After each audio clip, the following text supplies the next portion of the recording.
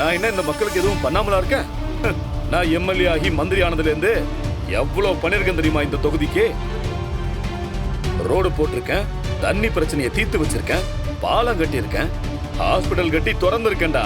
இதெல்லாம் நீங்க ஒண்ணு பண்ணலப்பா. போன கவர்மெண்ட் பண்ணிச்சு, நீங்க ரிப்பன் கட் பண்ணி திறந்து மட்டும் தான் வச்சுக்க. அப்ப நீங்க என்னன்னா எனக்கு எல்லாமே தெரியும்பா.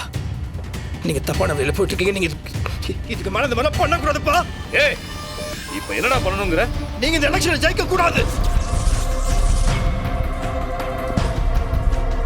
டேய், எலெக்ஷன்ல நான் எங்கடா நிக்கிறேன்? உங்க அண்ணி நிக்கிறா.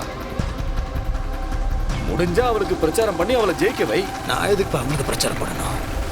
அவங்க நல்லது பண்றதா இருந்தா கண்டிப்பா அவங்களுக்கு பிரச்சாரம் பண்ற முதல் ஆளா நானா தான் இருப்பேன். ஆனா அது அவங்களோட நோக்கம் கிடையாது.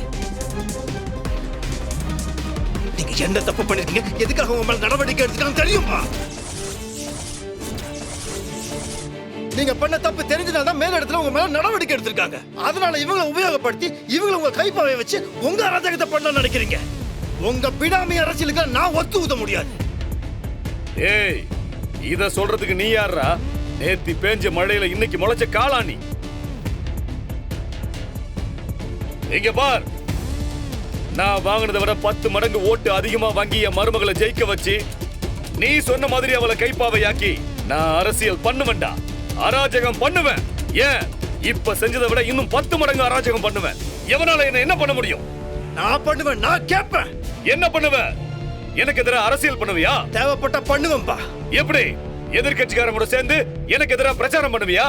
டேய், பெத்த அப்பனுக்கு எதிராக புள்ளையே பிரச்சாரம் பண்ணா ஊரே உன் மூஞ்சில காரி துப்பும்.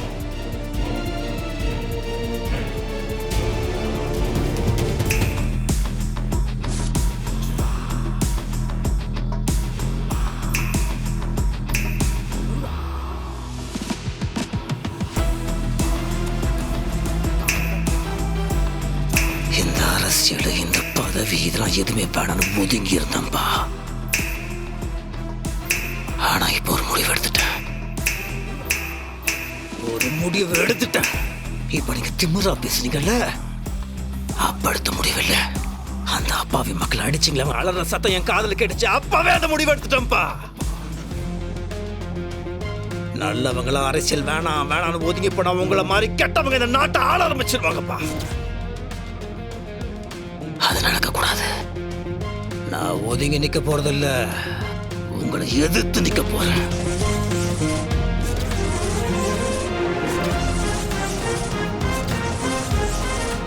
உங்க தொகுதியில உங்களை எதிர்த்து சுயேட்சையா சொந்த கால நான் நிக்கிறேன்ப்பா.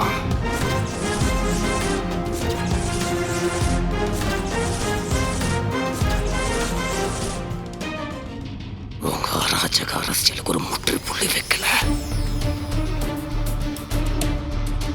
நான் உங்க புள்ள வெற்றி இல்லப்பா. என் மருமகளை ஜெயிக்க வச்சு உன் அரசியலுக்கு நான் ஒரு முற்றுப்புள்ளி வைக்கல. நான் உன் அப்ப ஈஸ்வரமூர்த்தி இல்லடா.